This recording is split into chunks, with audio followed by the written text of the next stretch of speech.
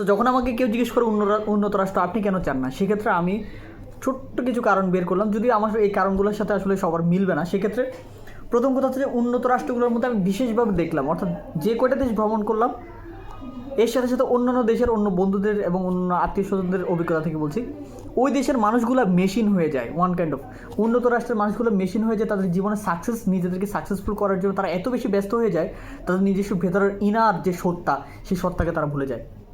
তাদের প্রেতাত্মা এবং আত্মাকে ভালো রাখা ভুলে যায়।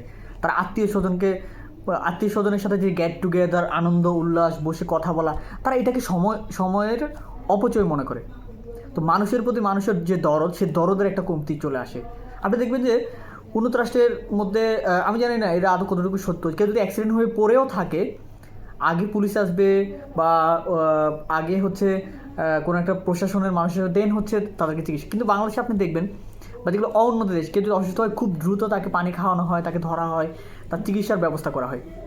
তো এই একটা পার্থক্য, ইমোশনাল যে পার্থক্য সেটা বললাম। আর আরও ব্যাপার হচ্ছে, যখন আপনি মেশিনের উপর নির্ভর হয়ে যাবেন, আপনি ধীরে ধীরে আপনার নিজের কর্মক্ষম, নিজের অভিজ্ঞতা, নিজের যে চালিকা শক্তি, বুদ্ধি, জ্ঞান, সেগুলোর ব্যাপারে আপনি অনেক বেশি কমজোর হওয়া শুরু করবেন। আমি নিজের অভিজ্ঞতা যদি বলি, যে আমি এখন কোনো একটা আইডিয়া নেওয়ার জন্য আমি সর্বপ্রথম চ্যাটজিপিটির হেল্প নিই।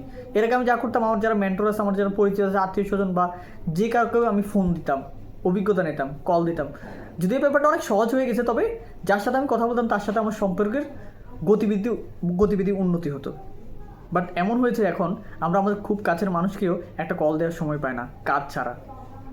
বর্তমান বিশ্বের তুলনায় বাংলাদেশেও এমনভাবে এগিয়ে যাচ্ছে। সো উন্নত এবং প্রযুক্তি নির্ভর হওয়ার প্রয়োজন, কিন্তু এত বেশি নির্ভর হওয়ার প্রয়োজন নাই যেখানে আসলে আর কোনো ফিলিংস থাকবে না, আর মানুষের প্রতি মানুষের কোনো ভ্রাতৃত্ব থাকবে না।